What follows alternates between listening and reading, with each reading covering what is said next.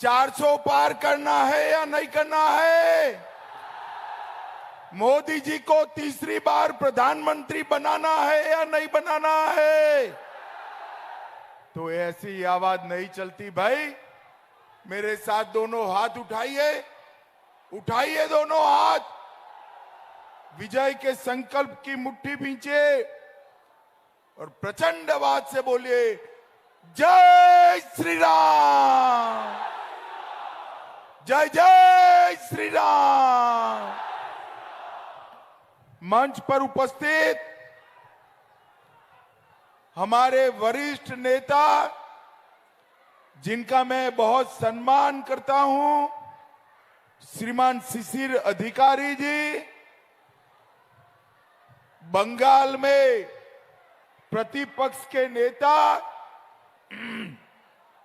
और मेरे मित्र श्री शुभेंदु अधिकारी जी, श्री अरूप दास जी, रविंद्रनाथ मैती जी, बहन सुष्मिता सिन्हा जी, सोमनाथ राय जी, अमलेंदु पहाड़ी जी, मानस रॉय जी, तपन मैती जी, उमेश राय जी, चंद्रशेखर मंडल जी, बहन मानसी परुआ जी, आनंदमय अधिकारी जी, बहन बानाश्री मैती जी, और आज जिनको जिताने की अपील करने आए हों, हमारे युवा उम्मीदवार सोमेंदु अधिकारी जी के लिए जोर से ताली बजाओ जरा। भाइयों बहनों, कांथी की सभा में मैं सबसे पहले चंडी मंदिर, नाब्रतना मंदिर, बारगा भीमा मंदिर, मां चिंगलेश्वरी मंदिर और मुक्तिधाम मंदिर को प्रणाम कर कर मेरी बात की शुरुआत करता हूं। महान स्वतंत्रता सेनानी मातंगिनी हाजरा, युवा शहीद खुदीराम बोस, वीरेंद्रनाथ शासमल जी, ये तीनों स्वतंत्रता सेनानियों को प्रणाम कर कर मेरी बात की शुरुआत करता हूं।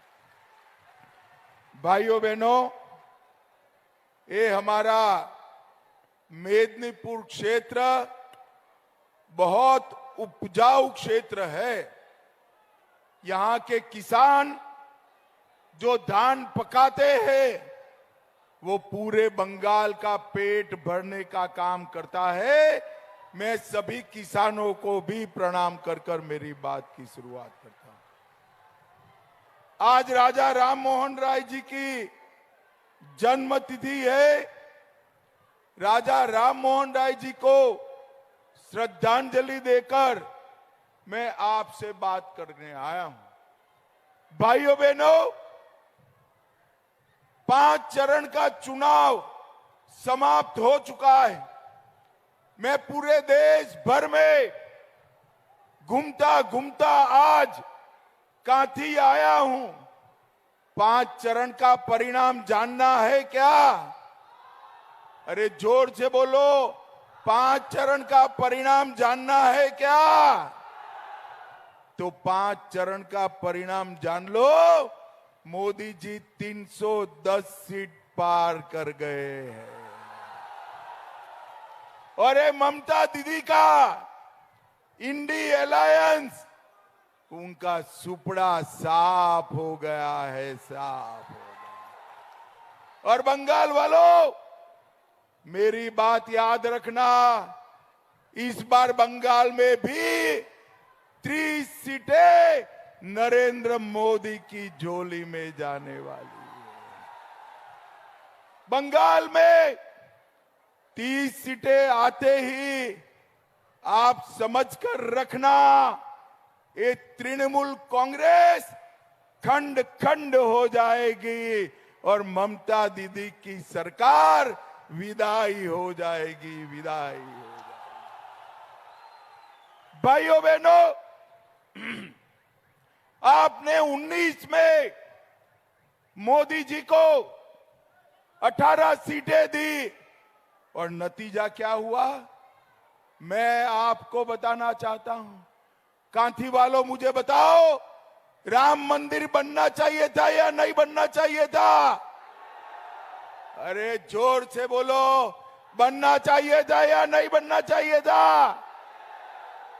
70 साल से ये कांग्रेस पार्टी, तृणमूल कांग्रेस राम मंदिर को रोक कर बैठे थे। मोदी जी ने मोदी जी को आपने दूसरी बार प्रधानमंत्री बनाया। 5 ही साल में केस भी जीता, भूमि पूजन भी किया और 24 जनवरी को प्राण प्रतिष्ठा कर कर जय श्री राम कर। भाइयों बहनों, जब प्राण प्रतिष्ठा हुई उसका निमंत्रण ये ममता दीदी को दिया गया। ममता दीदी को भी कहा आइए दीदी, राम तो सभी का है, आप भी आइए। मगर वो नहीं गई भाई, प्राण प्रतिष्ठा में अयोध्या नहीं गई। क्यों नहीं गई मालूम है आपको? मालूम है? चलो मैं बताता हूं। ममता दीदी प्राण प्रतिष्ठा में नहीं गई क्योंकि वो अपनी वोट बैंक से डरती है, वोट बैंक से डरती है। काथी वालों, आप लोग उसकी वोट बैंक नहीं हो। उनकी वोट बैंक कौन है मालूम है क्या?